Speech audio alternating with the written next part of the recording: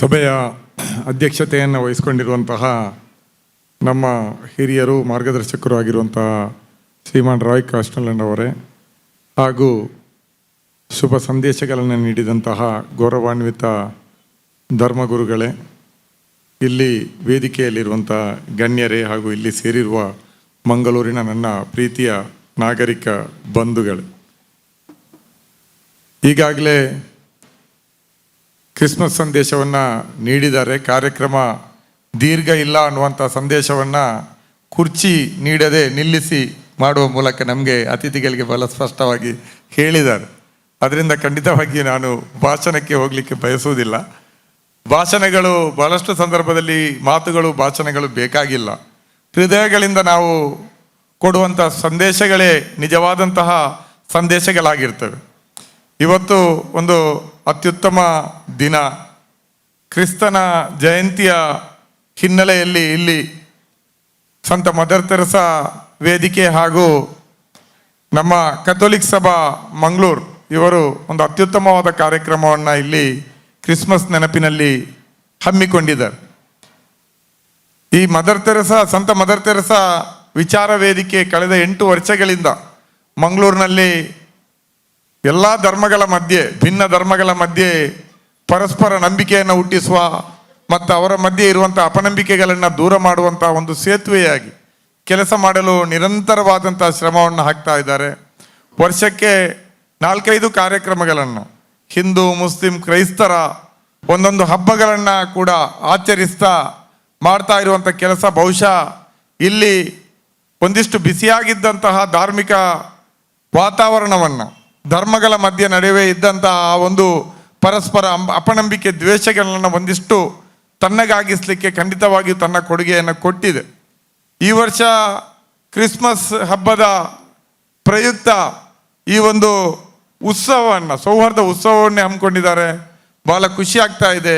ಕೇಕ್ಗಳಿದೆ, ಮೆಮೋಸ್ಗಳಿದೆ, ಅದೇ ರೀತಿ ವೈನ್ಗಳಿದೆ, ಎಲ್ಲ ರೀತಿಯಾದಂತಹ ಒಂದು ಆಕರ್ಷಣೆ ಮಾಡುವಂಥ ವಸ್ತುಗಳು ಇವತ್ತು ಇಲ್ಲಿ ಈ ಉತ್ಸವದಲ್ಲಿ ಕಂಗೊಳಿಸ್ತಾ ಇದೆ. ಖಂಡಿತವಾಗಿಯೂ ಜನ ಈ ಕಾರ್ಯಕ್ರಮಕ್ಕೆ ಬರ್ತಾರೆ.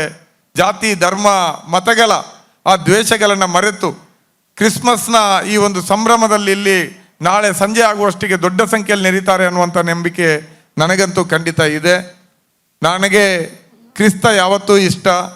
ಆತ ಕೇವಲ ಕ್ರೈಸ್ತರಿಗಾಗಿ ಮಾತ್ರ ಕೆಲಸ ಮಾಡಲಿಲ್ಲ, ಜಗತ್ತಿನಲ್ಲಿರುವಂಥ ಎಲ್ಲ ಮನುಷ್ಯರಿಗಾಗಿಯೂ ಕೂಡ, ಇಡೀ ಮಾನವ ಸಂಕುಲಕ್ಕಾಗಿ ಕೆಲಸವನ್ನು ಮಾಡಿದಂಥ ಒಬ್ಬ ಮಹಾನ್ ವ್ಯಕ್ತಿ, ಮಹಾನ್ ಸಂತ, ಮಹಾನ್ ಒಬ್ಬ ದಾರ್ಶನಿಕ ಅನ್ನುವಂಥದ್ರಲ್ಲಿ ಯಾವ ಅನುಮಾನಗಳು ಕೂಡ ಇಲ್ಲ. 2000 ವರ್ಷಗಳ ಹಿಂದೆ ಆತ ನೀಡಿದಂತಹ ಆ ಸಂದೇಶ, ತನ್ನ ಬದುಕಿನ ಮೂಲಕ ಕೊಟ್ಟಂತಹ ಸಂದೇಶ ಅತ್ಯದ್ಭುತವಾದಂತಹದ್ದು. ಶ್ರಮಿಕರ ಪರವಾಗಿ, ದುಡಿಯುವ ಜನರ ಪರವಾಗಿ, ದೀನ ದಲಿತರ ಪರವಾಗಿ, ಎಲ್ಲರೂ ಕಡೆಗಣಿಸಿದ ಜನ ವಿಭಾಗಗಳನ್ನು ಪ್ರೀತಿಯಿಂದ ತಬ್ಬಿಕೊಂಡು ಅವರೆಲ್ಲರಿಗೂ ಕೂಡ ಸಮಾನವಾದಂತಹ ಒಂದು ಬದುಕು, ಘನತೆ, ಗೌರವಗಳು ಸಲ್ಲಬೇಕು ಅಂತ ಮಾಡಿದಂಥ ಕೆಲಸ ಖಂಡಿತವಾಗಿಯೂ ನಾವು ಈ ಕಾಲದಲ್ಲಿ ನಿಂತು ನೋಡಿದಾಗ ಅದು ಅದ್ಭುತದ ರೀತಿಯಲ್ಲಿ ಕಾಣ್ತದೆ.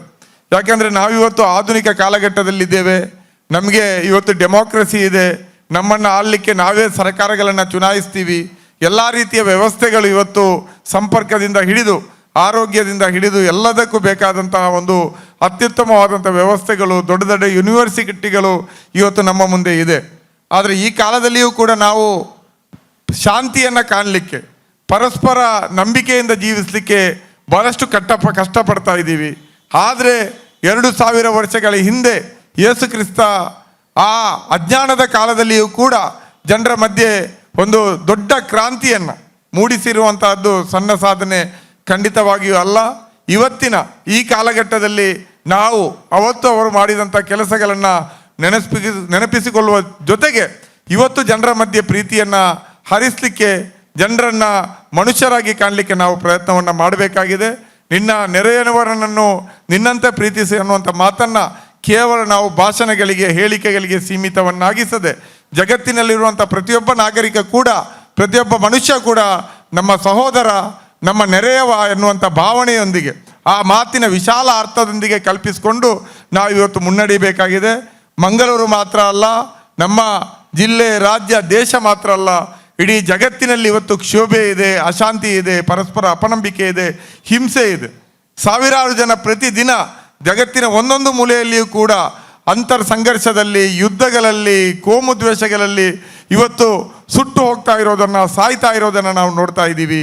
ಇಂತಹ ಸಂದರ್ಭದಲ್ಲಿ ಕ್ರಿಸ್ತ ನಮಗೆ ನಿಜಕ್ಕೂ ಒಬ್ಬ ಮಾದರಿಯಾಗಿ, ಆದರ್ಶವಾಗಿ ಕಾಣಬೇಕು. ಆತ ಅಂದುಕೊಟ್ಟಂಥ ಸಂದೇಶಗಳನ್ನು ಇವತ್ತು ನಾವು ಕೇವಲ ಅದೊಂದು ಪುಸ್ತಕಕ್ಕೋ ಅಥವಾ ಕೇವಲ ಭಾಷಣಕ್ಕೋ ಆರಾಧನೆಗೋ ಸೀಮಿತಗೊಳಿಸದೆ ನಮ್ಮ ಬದುಕುಗಳಲ್ಲಿಯೂ ಕೂಡ ಮೌಲ್ಯಗಳನ್ನು ಅಳವಡಿಸ್ತಾ ಎಲ್ಲ ಧರ್ಮೀಯರನ್ನು ಕೂಡ ಮನುಷ್ಯರನ್ನಾಗಿ ನೋಡುವಂಥ ಪ್ರಯತ್ನಗಳನ್ನು ಮಾಡೋಣ. ನಿಜಕ್ಕೂ ಕೂಡ ನಮಗೆ ನಂಬಿಕೆ ಇದೆ, ಜಗತ್ತು ಮತ್ತೆ ಪ್ರೀತಿಯ ಹಳಿಗೆ ಮರಳುತ್ತದೆ.